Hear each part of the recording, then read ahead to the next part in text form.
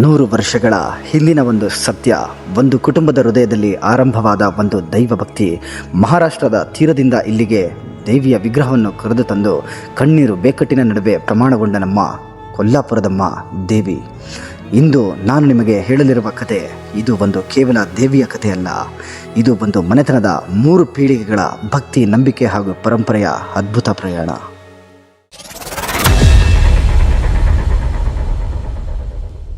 ಮೂರು ಪೀಳಿಗೆಗಳ ಇವರ ಮಹಾಂತರ ಚರಿತ್ರೆಯಾದ ಈ ದೇವಿಯ ಕಥೆಯಲ್ಲಿ 3ನೇ ಪೀಳಿಗೆಯವರಾದ ಈ ದೇವಸ್ಥಾನದ ಪೂಜಾರಿಯು ಕೆಲವು ಕಾರಣಾಂತರಗಳಿಂದ ದೈವದ ಮೇಲೆ ಭಕ್ತಿಯನ್ನೇ ಕಳೆದುಕೊಂಡಿದ್ದರು. ಆದರೆ ಒಂದು ಸಮಯದಲ್ಲಿ ಇವರಿಗೆ ದೈವದ ಮೇಲೆ ನಂಬಿಕೆ ಬರಲು ಪ್ರಾರಂಭವಾಗುತ್ತದೆ. ಇದಾದ ನಂತರ ಇವತ್ತಿಗೂ ಕೂಡ ಅಷ್ಟೇ ಅಚ್ಚುಕಟ್ಟಾಗಿ ಪೂಜೆಯನ್ನು ಮುಂದುವರಿಸಿಕೊಂಡು ಬಂದಿದ್ದಾರೆ. ಅಷ್ಟಕ್ಕೂ ನಂಬಿಕೆಯನ್ನು ಕಳೆದುಕೊಂಡಿದ್ದಾದರೂ ಯಾಕೆ, ಆ ದೇವಿಯ ಚರಿತ್ರೆಯಾದರೂ ಏನು, ಇಂದಿನ ವಿಡಿಯೋದಲ್ಲಿ ತಿಳಿದುಕೊಳ್ಳೋಣ. ನಮಸ್ತೆ, ನಮಸ್ಕಾರ. ನಾನು ನಿಮ್ಮ ಶ್ರೇಯಸ್ ಮಾಂಜಿ. ನಮ್ಮ ಮತ್ತೊಂದು ಯೂಟ್ಯೂಬ್ನ ವಿಡಿಯೋಗೆ ನಿಮಗೆಲ್ಲರಿಗೂ ಪ್ರೀತಿಯ ಸುಸ್ವಾಗತ.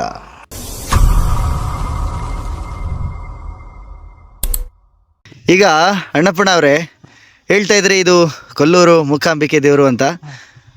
ಎಲ್ಲಿಂದ ಬಂತು ಇದು ದೇವರು? ಅಂದರೆ ನೀವು ಗುಡಿ ಕಟ್ಟಿದ್ದು ಹೇಗೆ ಅಂತ ಹೇಳ್ಬೋದಾ? ಹೇಳ್ಕೊಡ್ತೀನಿ, ಹೇಳಿ. ಇದೇ ಹೆಸರು ಕೊಲ್ಲಾಪುರದಮ್ಮ ಅಂತ. ಇದೇ ಹೆಸರು ಕೊಲ್ಲಾಪುರದಮ್ಮ ಅಂತ ಬಂದು 150 ವರ್ಷದ ಹಿಂದೆ ನಮ್ಮ ತಾತವ್ರು ಇದ್ದರು, ಒಂದು ಯಾತ್ರೆ ಹೋಗಿದ್ರಂತೆ.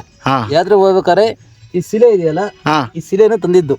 ಯಾವ ಶಿಲೆ? ಅಲ್ಲಿ ಕಾಣ್ತಾ ಇರೋಂಥ ಶಿಲೆ ಇದೆಯಲ್ಲ, ಶಿಲೆನ ತಂದು ಒಂದು ಸ್ಥಾಪನೆ ಮಾಡಿದ್ ಇಲ್ಲಿಗೆ. ಅಂದ್ರೆ ಎಲ್ಲಿಂದ ತಗೊಂಡ್ ಬಂದ್ರು ಅದನ್ನ? ಎಲ್ಲಿ? ಕೊಲ್ಲಾಪುರದಿಂದ, ಮಹಾರಾಷ್ಟ್ರದಲ್ಲಿದೆ. ಮಹಾರಾಷ್ಟ್ರದಿಂದ ತಂದಿದ್ದು. ಓಕೆ. ತಂದು ಇದು ಶಿಲೆನ ಸ್ಥಾಪನೆ ಮಾಡಿ ಈಗ ಇದನ್ನ ನಾವು ನಮ್ಮ ತಂದೆಯವರು ಪೂಜೆ ಮಾಡಿದ್ರು.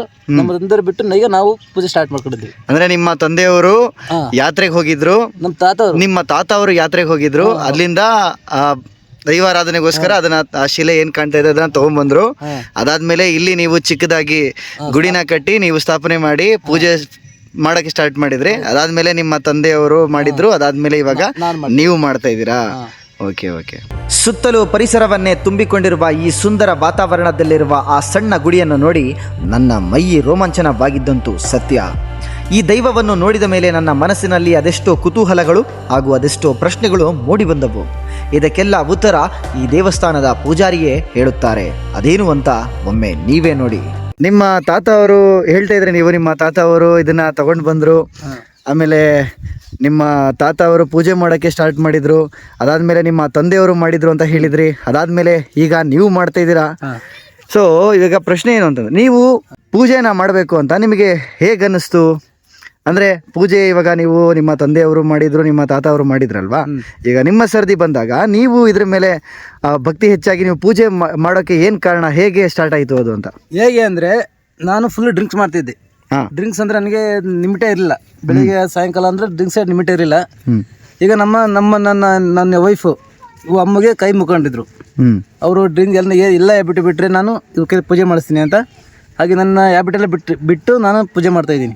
ನನ್ನ ಹ್ಯಾಬಿಟಿಗೆ ಡ್ರಿಂಕ್ಸ್ ಇಲ್ಲ, ಯಾವ ಹ್ಯಾಬಿಟ್ಗಳು ಇಲ್ಲ ಜಾಸ್ತಿ. ಮತ್ತು ನನಗೆ ಗಂಡು ಮಗು ಇಲ್ಲ, ನನಗೆ 2 ಹೆಣ್ಮಕ್ಳು.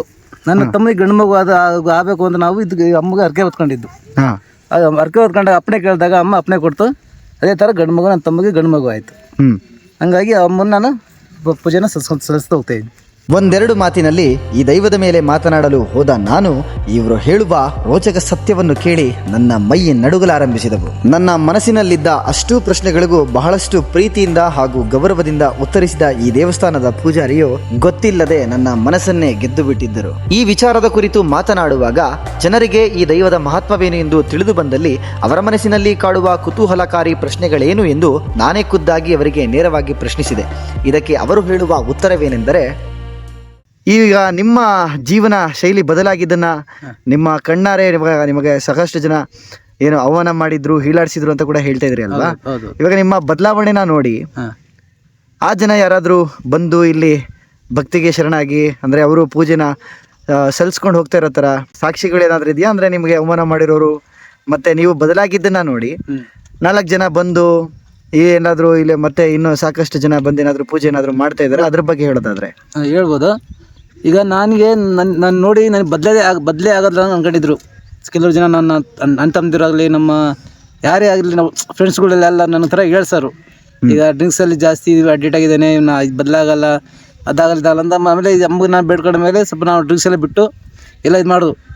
ಆ ಪೂಜೆ ಮಾಡ್ತಾ ಇರ್ಬೇಕಾದ್ರೆ ಬರ್ತಾರೆ ಬಂದು ಮಂಗಳವಾರ ಬಂದು ಕೆಲವ್ರು ಬಂದು ಪೂಜೆ ಎಲ್ಲ ಮಾಡಿಸ್ಕೊಳ್ತಾರೆ. ಅಪ್ಪಣೆ ಕೇಳ್ತಾರೆ. ಮಗಲ್ ಅಪ್ಪಣೆ ಕೊಡ್ತಮ್ಮ. ಅವ್ರೇನೋ ಅವ್ರ ಅಪ್ಪಣೆ ಕೇಳಿದ್ರೆ ನಾವು ಮನಸ್ಸಲ್ಲೇ ಕೇಳ್ಕೋಬೇಕು. ನಮ್ಮ ಬಾಯಿ ಬಿಟ್ಟು ಕೇಳಲ್ಲ. ಅಮ್ಮನೂ ಚೆನ್ನಾಗಿ ನಡ್ಕೊತ ಇದೆ, ಅದಕ್ಕೇನೇನು ಪ್ರಾಬ್ಲಮ್ ಇಲ್ಲ. ನನ್ನ ಜೀವನದಲ್ಲಿ ಮಾತ್ರ ನಾನು ಹಾಸ್ಪಿಟ್ಲ್ ತೋರಿಸಿಲ್ಲ, ಎಲ್ಲೂ ಹೋಗಿಲ್ಲ. ಒಂದು ಔಷಧಿ ಅದು ಇದಂತ ಏನೂ ಮಾಡ್ಕೊಂಡಿಲ್ಲ. ಅಮ್ಮನ ಬೇಡ್ಕೊಂಡು ಅವತ್ತಿಂದ ನಮಗೆ ಡ್ರಿಂಕ್ಸ್ ಎಲ್ಲ ಹೋಯ್ತು. ಆರಾಮಾಗಿ ಪೂಜೆ ಮಾಡಿಕೊಂಡು ಸಲ್ಸ್ಕೊಂಡು ಹೋಗ್ತಿದ್ದೀವಿ. ನೋಡಿ ಇಲ್ಲಿ ಇವರು ಕುಡಿತದ ಚಟಕ್ಕೆ ಒಳಗಾಗಿ ಇವರಿಗೆ ಎಷ್ಟೋ ಜನ ಅವಮಾನಿಸಿದ್ರು ಅಂತಲೂ ಕೂಡ ಹೇಳ್ತಾರೆ. ಹಾಗೆ ಅವಮಾನ ಮಾಡಿದವರು ಕೂಡ ಇವರು ಬದಲಾದ ಮೇಲೆ ಅವರು ಭಕ್ತಿಗೆ ಅವರು ಬಂದು ಅವರಿಗೆ ಗೊತ್ತಿಲ್ಲದಲೇ ಈ ದೇವರ ಮೇಲೆ ಪ್ರೇಮ ಮತ್ತು ಭಕ್ತಿ ಹೆಚ್ಚಾಗಿ ಅವರು ಕೂಡ ಇವರಿಗೆ ಅವಮಾನ ಮಾಡಿದವರು ಕೂಡ ಇಲ್ಲಿ ಬಂದು ಈ ದೇವರಿಗೆ ಅಪ್ಪಣೆನ ಕೇಳ್ಕೊತಾರಂತೆ. ಅಪ್ಪಣೆ ಅಂದರೆ ಇವಾಗ ನೋಡಿ ಏನಾಗುತ್ತೆ ಅಂತ ಅವ್ರ ಬಾಯಲ್ಲೇ ಕೇಳೋಣ. ಇವಾಗ ದೇವರು ಇವಾಗ ನೋಡೋದಕ್ಕೆ ಈ ಥರ ಇದೆ, ಅಂದರೆ ಮಾತನಾಡೋದಕ್ಕಾಗೋದಿಲ್ಲ, ವಿಗ್ರಹ ಇದೆ. ಕೆಲವೊಂದಿಷ್ಟು ಸಾಕಷ್ಟು ಜನಕ್ಕೆ ಅನುಮಾನ ಕೂಡ ಇರುತ್ತಲ್ವಾ. ಇವಾಗ ಅವರ ಕಷ್ಟಗಳು ಯಾವ ರೀತಿ ಬಂದು ಹೇಳ್ಕೋತಾರೆ ಅನ್ನೋದು ಮುಖ್ಯ ಅಲ್ಲ. ಅವರ ಕಷ್ಟಗಳನ್ನು ಹೇಳ್ಕೊಂಡಾಗ ಈ ದೇವ್ರು ಯಾವ ಥರ ಸ್ಪಂದಿಸುತ್ತೆ ಅಂದರೆ, ನಾನು ಒಪ್ಕೊಂಡಿದ್ದೀನಿ, ನಿಮ್ಮ ಕಷ್ಟಗಳನ್ನು ನಾನು ಬಗೆಹರಿಸ್ತೀನಿ ಅಂತ ಹೇಳೋದು ಯಾವ ಥರ, ಇದು ಜನರಿಗೆ ತಿಳಿಸೋದಾದರೆ ಹೇಗೆ ನೀವು ತಿಳ್ಸೋಕ್ಕೆ ಇಷ್ಟಪಡ್ತೀರಾ? ಹೇಗೆ ಅಂದರೆ ಅದನ್ನ ನಾವು ಆಗ್ಲೇ ಹೇಳಿದ್ವಲ್ಲ, ಅದನ್ನ ಮಗ್ಗು ಮುಡಿಸಿ ಅಂತ ಅಂದ್ವಲ್ಲ. ಮೊಗ್ಗು ಅಂದರೆ ಹೇಗೆ ತೋರಿಸ್ತೀರಾ? ಹೂವಿನ ಮಗ್ಗು ಇದೆಯಲ್ಲ, ಹೂವಿನ ಮೊಗ್ಗು. ಹೂವಿನ ಮಗ್ಗುನ ಇಲ್ಲೆಲ್ಲ ಅಂಟಿಸ್ತೀವಿ. ಇಲ್ಲಿ ಈ ಜಾಗದಲ್ಲೆಲ್ಲ ಅಂಟಿಸ್ತೀವಿ. ಜಾಗ ಎಲ್ಲ ಅಲ್ಲಿ ಹಾಕ್ತೀರಾ? ಇಲ್ಲಿ ಎಲ್ಲ ಜಾಗದಲ್ಲಿ ಅಂಟಿಸ್ತೀವಿ. ಅಂಟಿಸಿದಾಗ ನಾನು ಅಪ್ಪನೇ ಕೇಳ್ತೀನಿ ನಾನು, ಈಗ ಅಮ್ಮ ಈ ಕೆಲಸ ಆಗ್ಬೇಕು, ಈ ಕೆಲಸ ಆಗ್ಬೇಕು ಅಂದಾಗ ಆಗುತ್ತೆ ಅಂದ್ರೆ ಬಲಗಡೆ ಕೊಡುತ್ತೆ, ಆಗಲ್ಲ ಅಂದ್ರೆ ಎಡಗಡೆ. ನಾವು ಕೇಳತ್ತರ ಆಗುತ್ತದು. ನಾನು ಅದು ಏನೇ ಇರಲಿ ನನಗೆ ನಾನು ಮಾಡ್ಕೊಡ್ತೀನಿ ಕೆಲಸ ಅಂದ್ರೆ ಬಲಗಡೆ, ಇಲ್ಲ ಅಂದ್ರೆ ಎಡಗಡೆ ಕೇಳಿದಾಗ ಅದು ಹ್ಞೂ ಅಂದ್ರೆ ಬಲಗಡೆ ಕೊಡುತ್ತೆ, ಇಲ್ಲ ಆಗೋದೇ ಇಲ್ಲ ಅಂದ್ರೆ ಎಡಗಡೆ ಕೊಡುತ್ತೆ. ಎಡಗಡೆ ಕೊಡುತ್ತೆ. ಮತ್ತೆ ಅದೇನೇ ಕಷ್ಟ ಇದ್ರೆ ನಾನು ಬಗೆಹರಿಸ್ತೀನಿ ಅಂದ್ರೆ ಅದೇ ಬಲಗಡೆ, ಬೇಡ ಅಂದ್ರೆ ಎಡಗಡೆ. ಅಂದ್ರೆ ಅದೇ ತರ ಅದು ನಾವೇನ್ ಕೇಳಿರ್ತೀವಿ ಮಗುನ, ಹ್ಞೂ ನಾನು ಅದೇನೇ ಕಷ್ಟ ಮಾಡ್ಕೊಡ್ತೀನಿ ಬಗೆಹರಿಸ್ಕೊಡ್ತೀನಿ ಅಂದ್ರೆ ಬಲಗಡೆ ಕೊಡುತ್ತೆ, ಇಲ್ಲ ನನ್ನ ಆಗೋದೇ ಇಲ್ಲ ಅಂದ್ರೆ ಎಡಗಡೆ ಕೊಡುತ್ತೆ.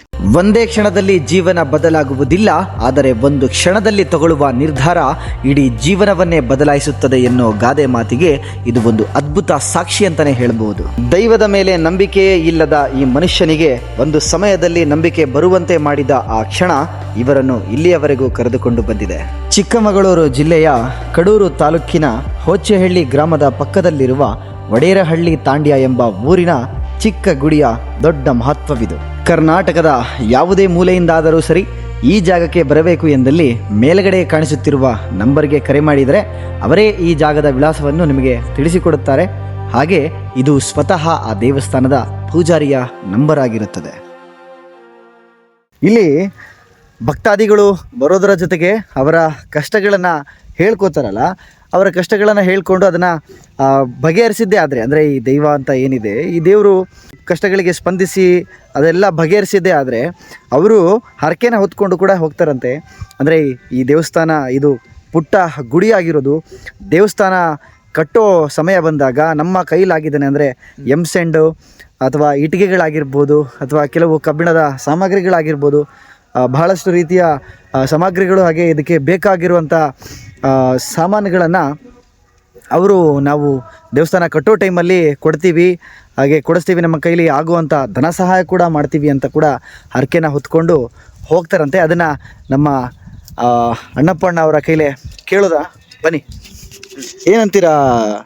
ಇವಾಗ ನೋಡಿ, ದೇವಸ್ಥಾನಗಳು ಅವರ ಕಷ್ಟಗಳನ್ನೆಲ್ಲ ಬಗೆಹರಿಸ್ಕೊಂಡು ಹೋಗ್ತಾರೆ ಅಂತಂದಾಗ ಅವರೇನೋ ನಿಮ್ಮ ಕೈಲಾಗಿದ್ದ ಧನ ಸಹಾಯ ಆಗಿರ್ಬೋದು ಅಥವಾ ಇಟ್ಟಿಗೆಗಳು ಹೇಳ್ತಾ ಇದ್ರಿ ಅಲ್ವಾ, ಅದೆಲ್ಲ ಸೊ ಅದ್ರ ಬಗ್ಗೆ ಹೇಳೋದಾದ್ರೆ ಹೇಳಿದ್ದಾರೆ.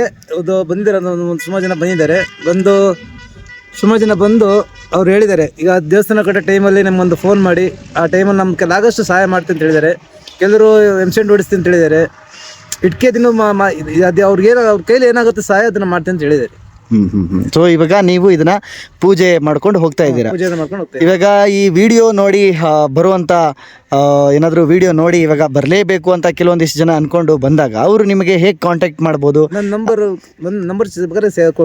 ಕೊಡ್ತೇನೆ. ಓಕೆ, ನಿಮ್ಮ ನಂಬರ್ ಏನೋ ಕೊಡ್ತೀರಿ, ಆದರೆ ನೀವು ಅವರಿಗೆ ಎಷ್ಟು ದಿನದ ಮುಂಚೆ ನೀವು ಫೋನ್ ಮಾಡಬೇಕು? ಅವ್ರು ನಾಳೆ ಬರ್ತೀನಿ ಇವತ್ತು ಫೋನ್ ಮಾಡಿದ್ರೆ ನಾವು ಇದು ರೆಡಿ ಮಾಡ್ತೀವಿ. ಅದನ್ನ ನಾವು ಅಪ್ಪನೇ ಕೇಳಬೇಕು ಅಮ್ಮಗೆ ಅಂತ ಹೇಳಿದ್ರೆ ಅದನ್ನು ಮಗ್ಗನ್ನ ಮುಡಿಸ್ರೆ ಅವ್ರು ಬರೋ ಟೈಮಿಗೆ ಮಗ್ಗು ಮುಡಿಸ್ಕೊಡ್ತೇವೆ. ಅವ್ರ ಮನಸ್ಸಲ್ಲಿ ಕೇಳ್ಕೊಂಡು ಅವ್ರಿಲ್ಲ ನಾವು ನಮ್ಮ ಕೈ ನಮ್ಮ ಮನೆ ಕೆಳಗೆ ಬರಲ್ಲ, ನೀವು ಕೇಳ್ಕೊಡಿ ಅಂದರೆ ನಮ್ಮ ಕೈ ಹೇಳ್ರಿ ನಾವು ಕೇಳ್ಕೊಡ್ತೇವೆ. ಓಕೆ. ದೇವರನ್ನು ಹುಡುಕಲು ದೊಡ್ಡ ದೇವಸ್ಥಾನ ಬೇಕಾಗಿಲ್ಲ. ಭಕ್ತಿ ನಿಂತಿರುವ ಮನೆ ಇದ್ದರೆ ಸಾಕು, ಅದೇ ಒಂದು ದೇವಾಲಯ. ನಾವು ನಂಬಿಕೆ ಉಳಿಸಿಕೊಂಡಾಗ, ಪರಂಪರೆ ಅದರ ಬಗ್ಗೆ ಮಾತನಾಡಿದಾಗ ದೇವಿಯ ಶಕ್ತಿ ಎಂದೆಂದಿಗೂ ನಮ್ಮನ್ನು ಬಿಡುವುದಿಲ್ಲ. ಇದಾಗಿತ್ತು ಕೊಲ್ಲಾಪುರದಮ್ಮ ದೇವಿಯ ಪರಂಪರೆಯ ರೋಚಕ ಕಥೆ. ಈ ವಿಡಿಯೋ ನಿಮ್ಮ ಮನಸ್ಸನ್ನು ಸ್ಪರ್ಶಿಸಿದರೆ ನಿಮ್ಮ ಕುಟುಂಬದಲ್ಲೂ ಒಂದಿಷ್ಟು ನಂಬಿಕೆಯ ಬೆಳಕು ಹಂಚಿ ಹಾಗೂ ಈ ವಿಡಿಯೋ ಬಗ್ಗೆ ಇರುವಂಥ ಅನಿಸಿಕೆಯನ್ನು ಕಮೆಂಟ್ ಮುಖಾಂತರ ತಿಳಿಸಿ. ಇದೇ ರೀತಿಯ ಬೇರೆ ಬೇರೆ ವಿಡಿಯೋಗಳಿಗಾಗಿ ನಮ್ಮ ಯೂಟ್ಯೂಬ್ ಚಾನಲ್ ಅನ್ನು ಸಬ್ಸ್ಕ್ರೈಬ್ ಮಾಡೋದನ್ನು ಮರಿಬೇಡಿ ಅಂತ ಹೇಳ್ತಾ ಸಿಗೋಣ ಮುಂದಿನ ವಿಡಿಯೋದಲ್ಲಿ. ಅಲ್ಲಿವರೆಗೂ ನಮಸ್ಕಾರ.